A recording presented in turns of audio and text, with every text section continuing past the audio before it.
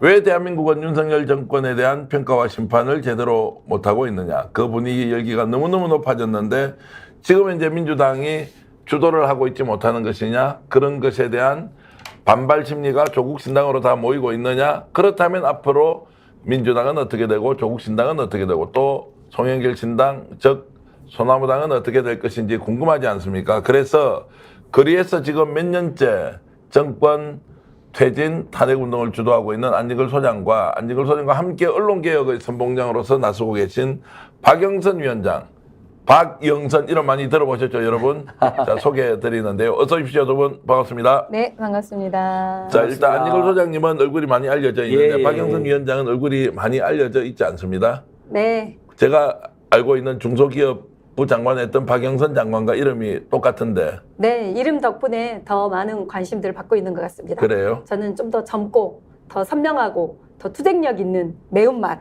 예. 박영선입니다. 그 투쟁력 있다는 것은 결국 언론개혁 운동가로도 알려져 있지만 실제로 윤석열 정권에 대한 탄핵 또는 퇴진운동 열심히 해오셨죠. 그렇습니다. 안진걸 소장님과 함께 거리에서 시민들의 분노한 민심들, 경제 실정, 그리고 민주주의 훼손, 그리고 국가 안보 위기, 평화를 위협하는 이 윤석열 일당들의 분노하는 민심들 지금 현장에서 늘 함께하고 있습니다. 아, 최윤님께서는 그 박영선이 아니어서 천만 다행이다. 그분은 그분대로 뭐 우리 사회에 충분히 인정과 존경을 받고 있고요. 뭐 동мен이기는 하지만 사실 정치 경험이나 경력으로 보면 뭐 박영선 위원장도 결코 뒤처지지 않는데 지금 국회 보좌관 생활 오래 하셨고 장관정책 보좌관 또 하셨고 네, 네. 마지막에는 공항공사 감사까지 네, 네. 이제 하셨는데 주로 이제 본인이 직접 정치를 하기보다는 정치하는 분들을 보좌해서 그쵸. 이렇게 네, 살아왔지 네. 않습니까? 있었으나 있지 않은 듯 보이지 않는 일을 해왔던 것 같은데요. 저는 이제 KBS 노동조합에서 상근하면서 KBS의 독립성 그리고 예. 공정방송을 위한 활동, 그다음 정권으로부터 독립적인 방송을 만들기 위해 방송법 개정투쟁 등을 하는 8년간 KBS 노조 상근 활동가로 했고 또 MB 때 종편 저지 투쟁의 최전선에서 미디어학법 저지 투쟁을 했던 조중동 방송 반대를 전면으로 했던 미디어 활동가로도 활동해서 미디어 활동가로 12년 또 국회 노회찬 의원의 초대 보좌관으로 삼성 엑스파일 폭로, 검찰과 언론의 유착관계를 폭로했던 그런 노회찬 의원님의 초대 보좌관으로 활동을 해와서요. 그 다음에는 또 국정원 댓글 진상규명에 전면전에 섰던 진선미원 보좌관으로 해서 국회 보좌관 13년인 언론과 입법부를 모두 두루 경험해본 준비되어 있는 사람입니다. 아, 이렇게 하시니까 본인 꼭 뭐 총선 출마하시는 문제로 하는데 저는 박영선 위원장 얘기할 때는 우리 그 양채원 PD가 이 방송 전체를 총괄하는 PD신데요. 박노원 감독과 자막에 제 이름은 안 넣어줘도 되고요. 안진걸 소장도 안 넣어줘도 되지만 박영선 위원장이 나올 때는 박영선 위원장의 이름 자막을 좀 많이 내주시면 아 이분 누구야 이렇게 이제 할 텐데요. 자막이 그게 강하다면 박영선 장관이 아님.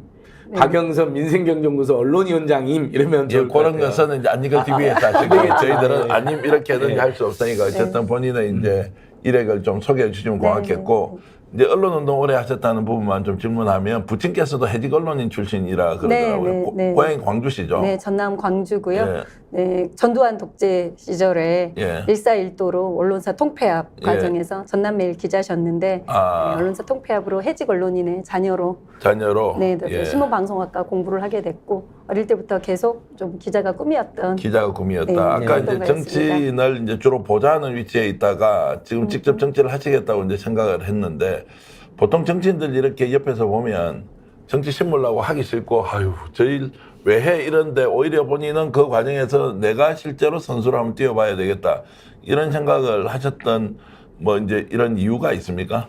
그 윤석열 정부가 들어와서 더 확고하게 직접 들어가야 되겠다라고 생각이 된 거는 민주당에 많은 의석이 있긴 하나 실제 싸워본 사람, 민주당의 많은 의석은 사실은 초선들이 많아졌고 대폭해 매번 45% 50%가 바뀌긴 했는데 집권 여당일 때 들어왔던 의원들이 좀 많았어요.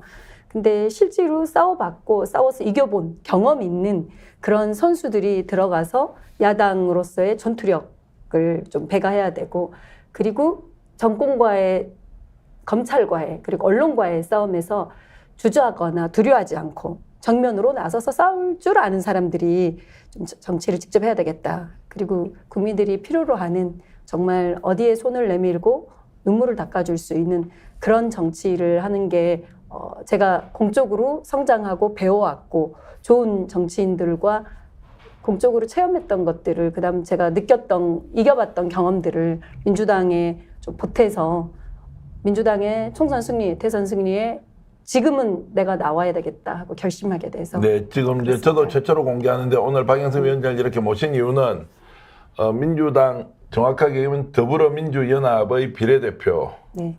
이제 출사표를 던졌고 평소에 이제 언론 운동을 적극적으로 하셨고 안진걸 소장과 함께 지금 현재 민생경제연구소를 이제 이끌어가고 있기 때문에 아마 더불어민주연합도 내부의 경선 과정을 거치게 되는 거죠. 예, 맞습니다.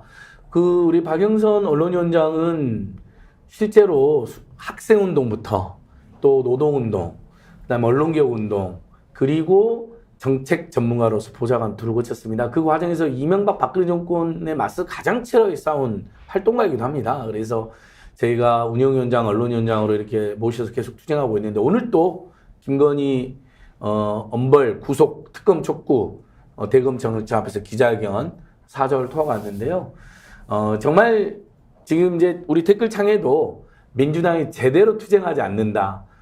탄핵 동지들이 왜 컷오프 됐느냐는 막 저한테까지 항의하신 분들이 있고 오해하신 분들도 있는데 사실 지난주에 우리 스픽스 방송에서는 임종석과 고민정 씨의 그 부당한 행동을 비판하는 게 주제였기 때문에 우리 탄핵 동지들이나 태진 동지들이 컷오프 된 거 그분들이 그렇게 됐어도 그분들도 승부하는 당신들 왜 그러냐라는 거 초점 맞췄는데 이제 우리 일부 애청자분들이 이거예요. 의견이 하도 많이 올라오니까 제가 답을 잠깐만 드릴게요.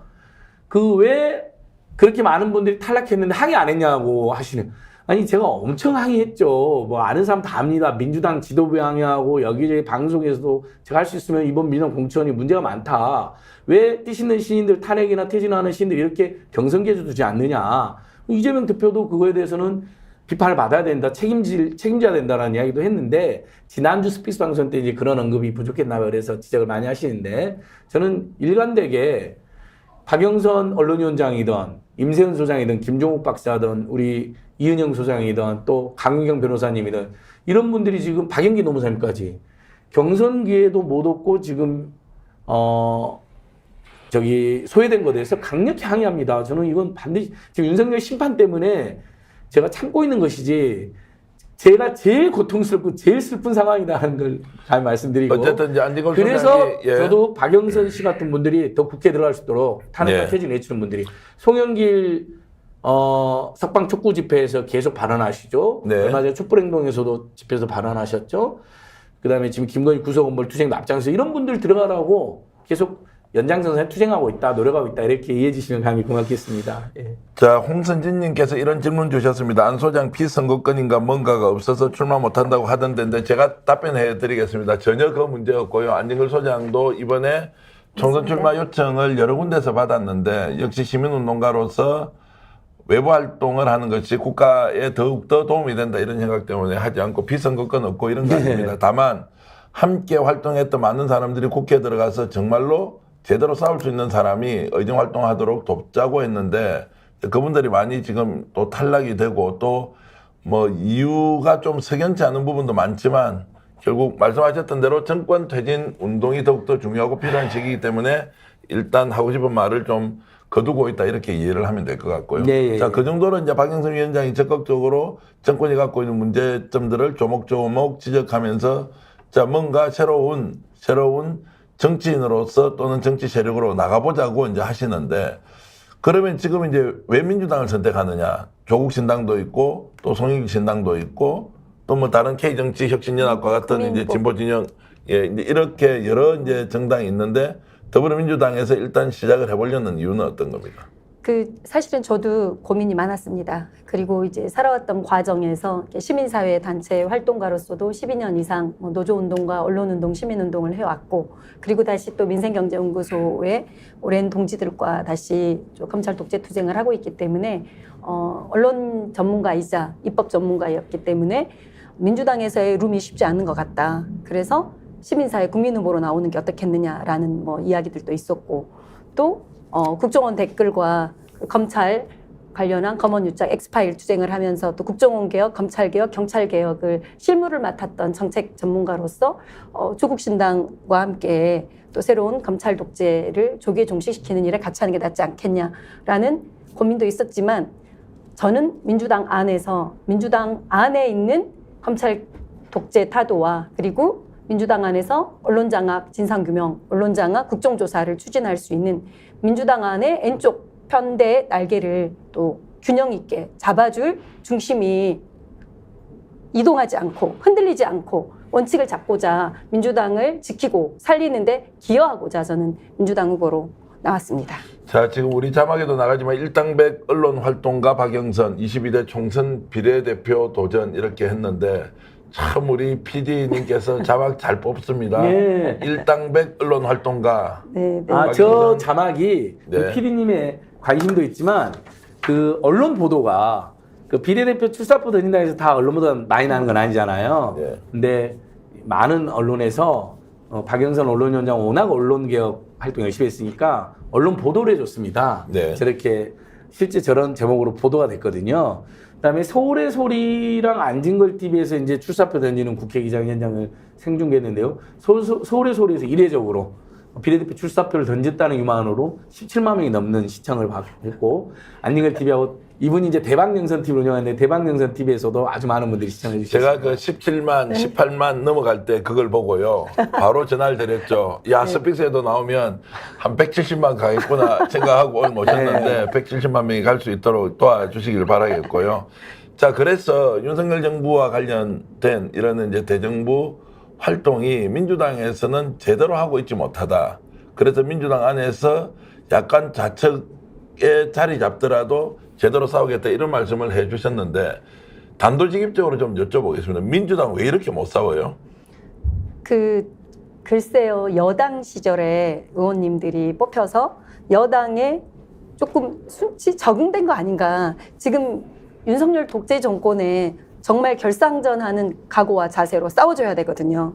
그리고 민심에 분노한 민심, 경제 실정에 분노한 민심들의 목소리를 현장에서 들어야 되는데 정말 이렇게 검찰이 우리 이재명 대표를 탈탈 털고 압수수색 수백 번 하고 김혜경 여사 10만 원으로 이렇게 압수수색을 수백 번 하고 조국 교수님 가족들이 도륙을 당하고 이런 것들을 통해 스스로 좀 자기 검열하고 있는 거 아닌가.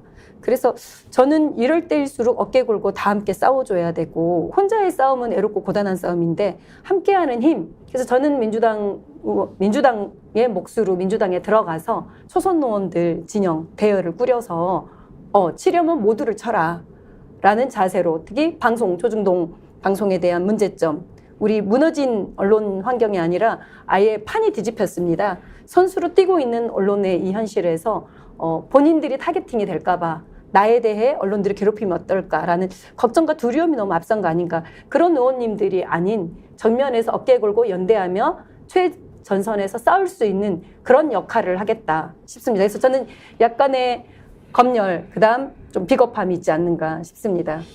자, 검열과 비겁함. 제가 조금 더 나가서 말씀드리면 정말 사람이 바뀐 것일까? 원래 그런 사람이었을까?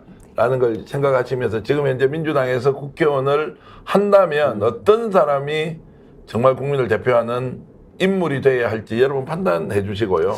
그래서 이제 이 질문을 던지면서 제가 한 말씀 보태면서 질문 하나 더 드리겠습니다.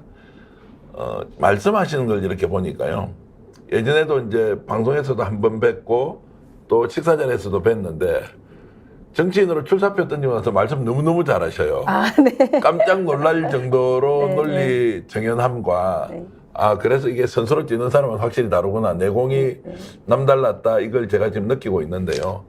결국 이제 의정활동 열심히 하시고 아까 말씀은 이제 의정활동을 열심히 보좌하시고 그전에는 언론운동하고 이런 것들이 이제 있었는데 실제로 본인이 지금 국회에서 일을 맡아서 한다 그러면 자, 우선순위를 한 두세 가지 정해서 한번 말씀해 주시면 첫 번째 해야 될 일, 두 번째 해야 될 일 한번 좀 꼽아 주시죠.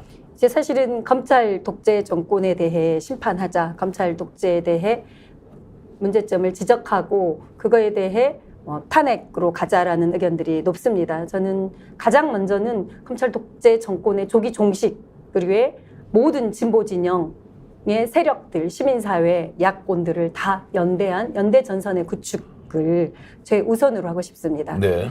그 다음으로는 미디어 공공성, 이 방송 장악, 언론 장악에 대한 미디어를 정상화시키는 것만이 아니라 미래를 대비할 수 있도록 가기 위해서는 언론 장악의 과정에 문제에 대한 국정조사를 반드시 해야 된다고 생각합니다. 예. 왜 이렇게 언론을 장악했고 불법 위법으로 한 행위들에 대해 정확한 판단이 있어야 제도를 개선할 거 아닙니까? 우리가 12년 전에도 이명박 때도 최시중 방통위원장 시절에도 이런 비슷한 언론인 사장을 교체하고 그리고 방송 편성을 없애고 방송인들을 내쫓고 MC들을 다 쫓아내고 했던 일들이 12년 전에 똑같이 경험을 했는데 왜 이게 재발됐을까요? 그때 제대로 평가하고 제대로 국정조사를 하지 않았거든요. 최시중 방통위원장 구속됐거든요. 횡령으로 갔습니다. 네.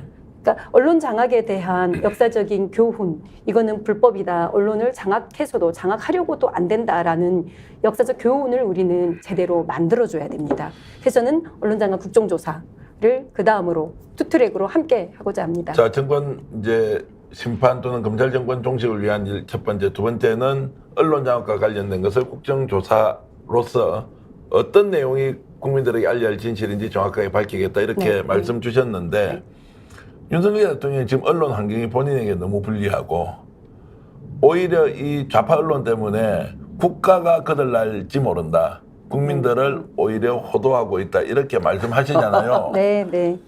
어떻게 생각하세요? 솔직히. 그 솔직히가 아니라요. 저는 실제로 분석을 했습니다. 예. 저는 추상적으로 그런 것 같다가 아니라요. 그 민생경제연구소 이제 언론위원장으로 몇 년 전부터 같이 오긴 했지만 본격적으로 복귀해서 사례를 가지고 분석을 해봤습니다. 자, 김건희 명품 100이라는 용어로 1월 20일까지 보도가 기존 레거시 미디어에서는 거의 보도를 안 했어요. 네. 네. 특검법이 왜 부결이 됐는지, 특검법이 왜 발의됐는지 주가 조작에 대해서 제대로 보도를 하지 않았어요.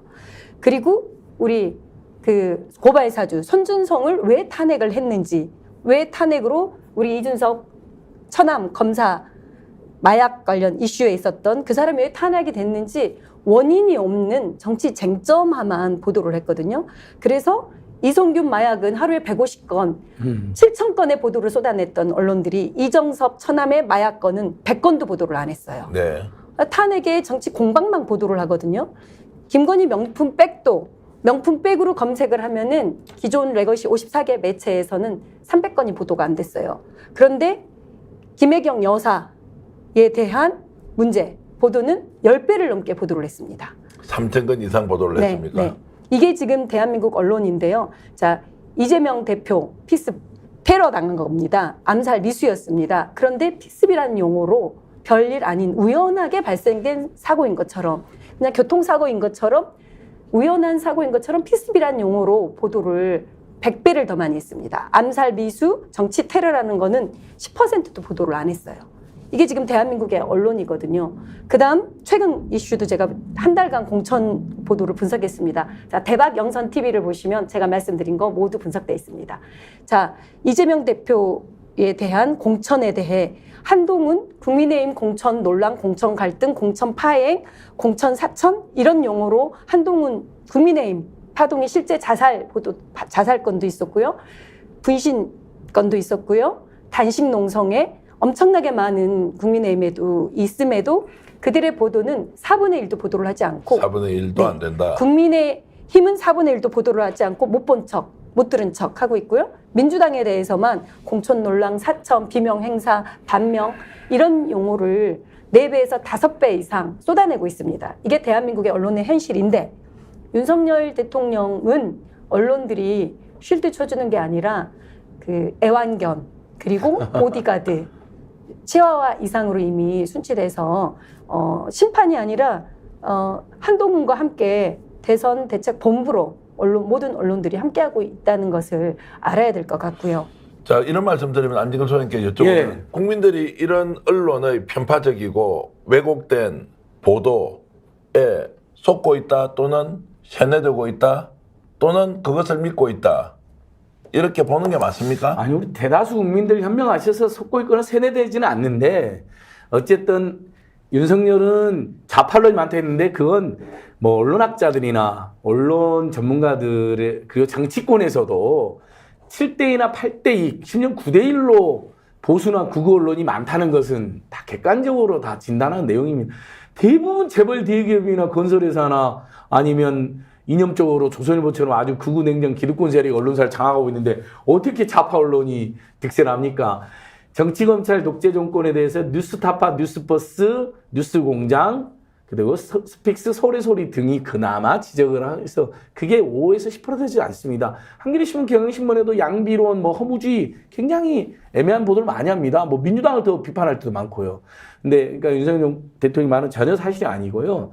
다만 이제 언론 환경이 그렇게 압도적이고 그것이 또 포탈에 많이 노출이 되잖아요. 그리고 또 그렇게 그런 잘못된 언론 보도를 받아서 극우 기득권 유튜브도 굉장히 지금 극성을 부리기 때문에 국민들께서 현명하지만 일부 이제 어르신들이나 일부 지역 그다음에 일부 대형 교회를 중심으로 가짜 뉴스나 편파 보도에 이렇게 좀 현혹됐거나 조금 미혹되셔서 어떤 이런 정치 공정이나 부당한 여론 형성에 이렇게 악용되는 우리 국민들이 계신 거죠. 그건 너무 가슴 아픕니다. 그렇지만 실제 밑바닥 여론은요, 저는 최근에 간 여론조사도 다 정확하지 않다고 봅니다. 뭐 저는 무조건 부인하지는 않지만 경향적으로 윤석열 정권의 지지율이 조금 올라갈 수 있고 특히 민주당이 여러 가지 공천에서의 갈등 그다음에 일부 공천의 잘못, 정확히 저는 잘못했다고 보는 부분이 있거든요. 때문에 지지율이 떨어졌는데 이제 임종석 전 실장 지난주에 제가 그렇게 피눈물로 호소했잖아요. 고민정 최고위원님, 임종석 실장님 진짜 정말 뜻 있는 시인들 다 떨어질 때 가만히 있다가 험지에 가라니까 그거 가지고 그렇게 난리를 피냐고 하면서 결국 수용했잖아요. 그래서 사실 민주당의 공천 갈등이나 그 지금 이 파동은 오늘로써 마무리가 된 겁니다. 네. 임종석 전 실장님이 잘 정리해 주셔가지고 그러면 이제 어떻게 되냐? 다 남은 40일간은 윤석열 정권의 악행들과 폭정들이 계속 올라옵니다. 당장 고물가, 고유가, 고환율, 고금리, 고부채 이 민생 경기 폭망한 것으로 난리가 나 있잖아요. 도시락을 지금 싸고 다니고 한 끼, 세 끼를 먹는 걸 아예 두 끼로 줄이는 사람도 있다는 겁니다. 밥값을 아끼기 위해서. 네. 그래서 바로 그런 문제를 지적해서 검찰 독재랑 싸우고 언론 탄압, 언론장에 맞서 싸우고 김건희, 윤석열 종합특검으로 결국 이들 탄핵까지 만들어낼 우리 박영선 활동 같은 사람들이 국회에 필요한 거죠. 민주당에서 싸우지 않는 사람들 필요 없습니다. 지금이라도 후보 사퇴하십시오. 그런 사람들은. 제가 좀 중간에 끼어들었는데요. 안진걸 화이팅! 화이팅! 그런데 아니, 오늘 제가 이 자리는 두 분 말 많이 해라고 제가 참고 있잖아요, 지금. 본인이 출마한 자리 아니기 때문에 올 박영선 위원장한테 계속 질문을 참고 해야 있습니다. 하고 맞습니다. 조금 전에 이제 언론 지형이 굉장히 기울어져 있다고 했는데 그래도 제대로 목소리 내는 언론 중에 스픽스를 이야기했는데요. 안진걸 소장과 제가 잘 알고 지내지만 저보고 좌파라는 사람은 제가 들어본 적이 없고요. 아마 저를 알고 있는 분들도 좌파라고 이렇게 칭해본 적이 없을 겁니다. 중도 정도 언론파시죠? 그러기도 하고 그래서 정도 팩트 언론파. 진보적 색채가 강한 분들은 저 사람 저 인간 저 정체성이 뭐야? 뭐 이렇게 이제 질문을 하는 분도 있고요. 또 보수 쪽에서도 늘 대화가 되는 사람이다 이렇게 하기 때문에 저희 정체성에 대해서 크게 의심하지 않아도 되는데 요즘 윤석열 대통령 휘하에서는 우리 스픽스가 좌파 언론으로 몰려 있다는 것이 한편으로는 안타깝기도 하고 그만큼 언론 지형이 비정상적으로 돌아가고 있다는 하나의 단면이라고 생각을 합니다. 자, 박영선 위원장이 결국에는 언론이 잘못된 것을 바로 잡아야 한다. 동의. 그럼 바로 잡는 방향은 어떤 것이 바로 잡는 것이냐. 단순히 보수 언론 잘못했다. 회색주의로 빠지고 있는 경향신문, 한겨레신문이 잘못되었다. 비판하기는 좋으나 결국 국민에게 정보를 전달해주는 생산자 또는 가공, 유통하는 이 과정이 국민을 중심으로 선순환 구조가 되어야 하는데 이제 이런 구체적인 대안은 어떤 것으로 좀 이렇게 제안할 수 있겠습니까? 그러니까 지금 대한민국 언론사들이 실제로 이렇게 엄청난 경영 위기들까지 맞이하고 있어요. 근데 이제 이 정권에서는 사실은 언론인들을 순치하고 언론인들의 목줄을 쥐는 가장 그 효과적인 방법이 MB 정부랑 다른 점이 뭐냐면 경영에 대한 엄청난 타격을 주고 있어요. 그러니까 대한민국 언론 시장이 좁은 광고 시장에 다양한 매체들이 생겼거든요. 단 광고 시장도 뭐 정부가 주는 정부 주도의 광고도 있지만 민간에서의 광고 영역도 경제적으로 많은 위기가 오면서 코로나 이후에 광고 시장이 넓어지지가 않았거든요. 그런데 많은 경쟁 매체들이 생기면서 그릇은 같으나 나눠 갖는 게 어려워졌거든요. 근데 사실은 미디어는 바뀌었거든요. 포털 중심으로 미디어가 재편이 됐습니다. 그다음 영상도 기존의 드라마가 아니라 넷플릭스와 OTT를 통한 다양한 또 통신사를 통한 미디어 환경이 바뀌었습니다. 그런데 상황과 환경은 문화는 다 생활이 바뀌었으나 언론의 제도는 80년대, 87년도 제도예요. 맞지가 않는 옷입니다. 이 상황에 언론인들에게 언론 자유나 독립이나 온화하는 지사적인 정신만을 요구하는 것은 저는 좀 무리하다라는 생각을 저도 합니다. 그래서 언론 시장의 환경, 언론의 공공성, 미디어 생태계를 살리기 위해서는 사실은 당사자들과 그다음 다음의 미래의 바뀐 환경들, 글로벌 경쟁력을 높여갈 수 있는 논의를 다 함께 해야 되고요. 저는 그러기 위해서는 사실은 포털 시장에 대한 포털의 좀 사회적 공적 역할, 그리고 신문발전기금, 방송발전기금, 통신사에서도 방송발전기금에 대한 사회적 책무와 공적 영역에 대한 책임들을 주어져야 됩니다. 그래서 시장이 특정 포털과 특정 통신사가 가져가는 게 아니라 기존의 언론인들, 기존의 취재를 하는 권력 감시를 위해, 권력 비판과 견제를 위해 제대로 된 자체 생산의 보도와 자체 생산의 컨텐츠를 만드는 곳들에게 고루 나눠 가질 수 있는 공간과 영역들을 만들어가는 것들을 국회에서 해줘야 됩니다. 입법적인 정책적인 뒷받침을 해주면서 이들에게 권력감시 비판의 기능들을 하도록 해야 되는데 지금은 근본에 본인들의 생존에 대한 어려움까지 노출되고 있기 때문에 당장 봐도요. 우리 김건희 여사라고 붙이라고 그랬잖아요. 네, 특검법에. 그거 안 한다고 이제 저렇게 막. 예, 행정심의를 했습니다. 예. 그런데 그러고 나니 특검법이 거부됐어요. 예. 다음날 언론 보도들이 김건희 여사란 용어를 넣어서 보도를 다 했어요. 네. 이게 바로 행정 규제, 그다음 정부 당국의 입맛대로 맞춰주는 거거든요. 왜냐하면 김건희 특검법을 네, 여사 특검법으로 여사 안 썼다고 하고 있어요. 징계가 하니까 김건희 네. 여사 특검법이라고 하는 자, 세계 보도 최악의 못한, 네. 아부를 했답니다. 아니 특검법이 어떻게 여사를 넣습니까? 아니 그러니까 국회에서 입법한 입법의 명칭이 명칭까지. 김건희 특검법인데 이것을 여사를 넣었다 안 넣었다고 따지고 있으니까 기가 막히네. 방송통신심의위원회지 않습니까? 여기에서 국회도 똑같이 행정적으로 징계 처분을 내려줘야 한다 이렇게 말씀을 좀 드리겠습니다. 지금 댓글로 많은 분들이 의견을 주고 계시고요. 조은희님께서는 이번에 YTN 또 넘어가는데 왜 맞습니다. 아무 말도 안 하느냐 민주당은 이제 네. 이런 것들이 결국 박영선 위원장 같은 인물이 국회에 들어가서 제대로 따지고 묻고 그 실체적 진실이 무엇인지 국민들에게 밝혀야 한다 이렇게 하고요. 산소 박사 62분 62년생이신지 62학번이신지 아니면 62자를 좋아하시는 분인지 모르겠는데 박영선 말을 똑똑하게 잘한다 이렇게 주시고요. 정우님께서도 아마 아는 분인 모양입니다. 정우님께서는 박영선 최고 이렇게 하셨는데 지금 이 박영선이 언론개혁을 주도하고 있는 박영선이고 우리가 익히 잘 알고 있는 그 박영선 장관은 아니다 이런 말씀을 제가 좀 드리겠습니다. 그리고 나야나님께서도 글 주셨고요. 그리고 YS 리께서도 글을 주셨습니다. 무슨 여사냐 이제 이렇게 말씀을 해주셨는데요. 네. 자, 여러분들 이렇게 이제 박영선 위원장과 함께 정말로 언론 개혁도 필요하다. 지금은 윤석열 정부에 대한 견제와 심판이 중요한 시기이긴 하지만 언론이 얼마나 기울어진 환경에서 우리를 어떻게 보면은 속이고 있는지 여러분 잘 아셔야 할 것 같고요. 스픽스와 같은 혁신, 균형, 정의를 지향하는 미디어, 언론조차도 이제 좌파로 몰리고 있으니까 제 얼굴 보십시오. 어떻게 제가 좌파입니까? 우리 담당 PD인 양채원 PD를 보면요.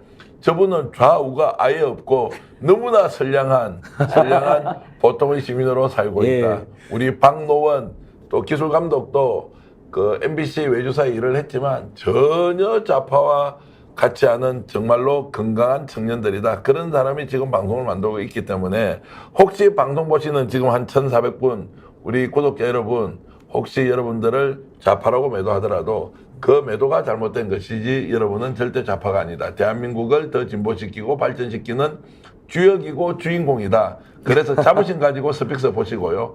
자부심 가지고 우리 박영선 위원장 하는 길 관심 가져주시고요. 그리고 자부심 가지고 안진걸 소장이 누구보다도 애국심 많고 우리나라 걱정하면서 국가의 미래를 정말로 스스로 짊어지고 가겠다 이런 마음 가지고 있는 거 여러분들이 이해해 주시면 고맙겠습니다.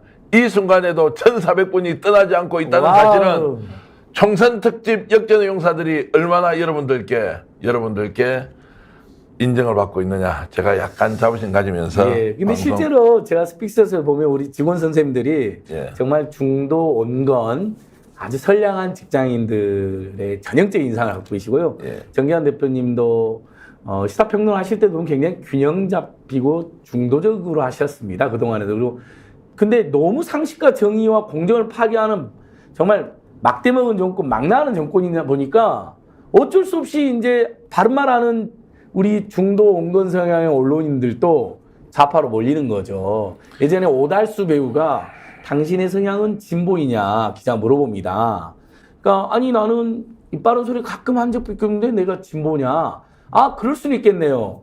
버스 기사가 갑자기 난폭하게 우회전을 하고 급 우회전을 하면 거기 있는 승객들이 다 관성으로 왼쪽으로 몸이 쏠린다는 거예요. 예. 그 정도의 왼쪽일 수는 있다는 이야기를 했는데 그게 균형이거든요. 그게 예. 중용이고 윤석열 정권은 완전히 극우 반민족 냉정 기득권으로 해결했기 때문에 상식적인 중도나 보수는 다 지금 왼쪽에 있는 거로 보이는 거죠. 예, 제가 이제 평소에도 박영선 위원장이 갖고 있는 생각이 진보, 좌파 이런 쪽보다는요, 건강한 언론, 건강한 대한민국 이런 쪽으로 늘 생각하고 있다는 걸 잘 알고 있습니다. 그리고 댓글 주시는 분들, 이YS님께서는 본인이 62년생이다 이렇게 해주셨는데, 성함 한번 주시면 저희들이 박영선 위원장과 함께 있을 때 여러분 이름을 크게 한번 불러드리겠습니다. 혹시 좌파라고 오해받으시면 닉네임 쓰셔도 되고요. 대체로님 감사합니다. 저한테 칭찬까지 주셨는데 잊지 않겠습니다. 자, 그리고 지금 이제 박영선 위원장 향후의 일정이 지금 어떻게 됩니까? 이제 이렇게 비례대표 이제 신청을 했으면 당내에서 경선 과정을 거치지 않습니까? 어떻게 됩니까? 네, 지금 수요일까지 네. 그 접수 공모 마감을 하고요. 비례대표 이제 후보 공모를 네, 하고 네, 수요일이라면 네. 오늘이 월요일이니까 화요일, 수요일까지 네, 가고. 오늘 바빴습니다. 예, 서류 예, 준비하느라 그렇고요. 바빴고요. 예. 수요일까지 하고 그 목금 정도 서류 심사를 하고요. 네. 그리고 토일 날 면접 심사를 하게 될 것 하고. 같습니다. 그리고 뭐 일요일 밤이나 월요일 날 아침 정도에 민주당 비례 후보들을 공개할 것 같습니다. 공개를 하고 그걸 다시 이제 경선을 합니까? 어떻게 합니까? 그거를 이제 번호를- 그 야권한 더불어민주연합 예, 쪽으로 이제 저희 민주당에 뽑힌 후보들을 보내는 역할을 아마 하게 될 것 같습니다. 예. 잘 될 것 같습니까? 최선을 다하겠습니다. 최선을 다하는 최선을 것. 다하겠습니다. 그럼 안진걸 소장이 결국 소장으로 계시고 언론 특별위원장 하고 계신데 안 소장은 전망은 어떻습니까? 저희들은 지역에는 임세은 소장님, 뭐 김종욱 박사님, 박영희 노무사님 같은 분들을 반드시 됐어야 됐다고 이제 주장을 호소를 했고 그게 좌절돼서 제가 너무 큰 고통과 슬픔 속에 살고 있고요. 지역에서는 좌절됐다 하더라도 또 서대문 청년 특구라든지 또 민주당 비례 후보가 있지 않습니까? 이게 이제 어제 출범 더불어민주연합인데요. 거기에서 민주당 출신으로는 한 20분, 진보당 출신 3, 새진보남 3, 그 다음에 심사에 4 이렇게 해서 30명의 명부를 짜는 건데 우리 박영선 변호사님은 시민사회 몫으로도 추천을 많이 받았어요. 근데 본인은 지금으로서는 제일 잘하는 민주당을 중심으로 민주당을 개혁해서라도 투쟁하는 정도 만들어서라도 민주당에 가겠다고 오히려 시민사회 쪽에서 추천한 사람이 많았는데도 불구하고 민주당을 지키겠다고 했기 때문에 저는 또 그런 점이 어필이 돼서 또 워낙 추천한 사람이 한 2, 3천 명이 됩니다. 비례대표로.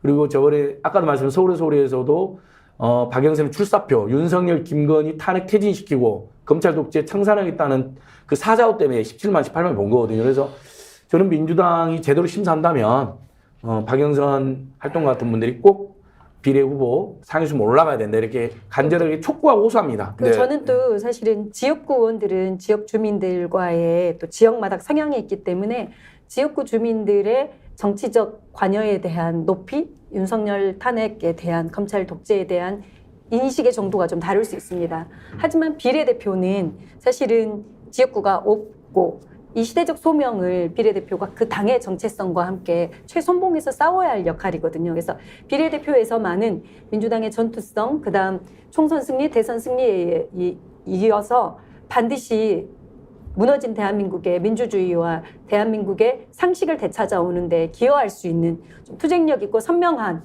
그리고 잘 싸울 수 있는 이런 사람들을 꼭 비례 진영으로 만들어 주시기를 간곡히 네. 요청드립니다. 제가 약간만 덧붙이면요. 저한테 요즘에 더불어민주연합이나 조국신당이나 송영길 신당 뭐 영입되지 않느냐, 연락 오지 않느냐, 출마하지 않느냐, 출마해라는 연락이 많이 오더라고요. 근데 저는 더불어민주연합, 그 다음에 조국혁신당, 송영길 신당 다 각각 의미가 있고 다 잘 돼야 된다고 생각합니다. 그리고 거기에 다 정말 제대로 싸우고 투쟁하는 후보, 정치검찰 박살낼 후보들이 다 가야 된다고 생각을 하고, 그래서 그걸 촉구하고 호소하고 있거든요. 그래서 수요일 날 송영길 신당 창당대회도 갈 거예요. 안 이걸 때문에 생방송돼서 힘도 실어줄 거고요. 근데 저는 제가 말씀드렸지 않습니까? 윤석열, 김건희, 한동훈 타도에는 저는 정치할 시간이 없어요. 그리고 길거리 세야 될 일 너무 많아요. 그러니까 저는 완전히 자격도 좀 모자라서 거부했습니다. 대신에 박영선 활동할 때는 제가 30년 지켜보니까 이런 찐 활동가가 없거든요. 제대로 싸울 겁니다. 이런 사람들 비례로 송영길 신당에는 조국신당에는 더불어민주연합은 가야 된다는 겁니다. 근데 본인은 이제 더불어민주연합을 선택한 거니까 그걸 존중하고요. 그다음에 지금이라도 저는 김종욱 박사님이나 임세수 소장 같은 분들이 기회가 있다면 어디라도 당에서 진짜 기회를 줘야 된다는 호소 다시 한번 해봅니다. 자, 그 말씀 여러분들 기억하시고요. 저도 박영선 우리 위원장이 이번에 민주당 비례대표로 들어가서 말 제대로 하고 싸울 때 항상 현장을 진두지휘하는 지도자가 되어서 국민 여러분들이 가장 바라는 이런 사람이 국회의원감이었구나. 내가 사람 잘 봤다. 그래, 당신 한번 잘해봐. 박수 쳐줄게. 그리고 나라도 발전을 시켜달라. 이런 요청하셔도 충분히 된다고 강력 추천하겠습니다. 감사합니다. 자, 그러면서 오늘이 제가 이렇게 무거워집니다. 인터뷰 열심히 잘 해주시고요. 오늘 이 방송 지금 현재도 1,300분이 보고 계신데 너무너무 고맙습니다. 저희들 광고 하나 알려드리면요. 제 옆으로 코리아나 화장품에서 골드 보석 크림을 16,900원에 팔고 있는데요. 이미 300개 이상이 나갔습니다. 반응이 상당히 좋고요. 여러분 써보신 분들의 후기 반응도 좋으니까 인터넷 최저가로 지금 39,000원 정도 하는데 저희들이 16,900원의 특가로 모시고 있다. 이런 말씀을 드리겠습니다. 스픽스몰 열심히 저희들 하고 있으니까요. 한 번씩 시간 날 때 들어와 주시고요. 총선 특집으로 마련한 역전의 용사들은 오늘도 역전의 용사들과 함께 달려봤습니다. 시청해주신 여러분, 이성열님, 향기로운 삶님, 김영남님, 그리고 최윤님, 이범란님, 그리고 JJ님, 박영선 강력 추천한다 이렇게 해주셨고요. 나야나님, 정계환님 말씀하시니 한번 믿어보겠습니다. 너무너무 고맙습니다. 자, 원희님 스픽스 1,300명 작다고 하지만 요즘 이런 보리 흉년에 1,300명 괜찮습니다. 네. 저희들 13,000을 향해서 열심히 달려갈 테니까요. 스픽스 잊지 말고 늘 격려와 위로 박수 부탁드리겠습니다. 시청해주신 여러분 고맙습니다. 감사합니다. 투쟁! 투쟁!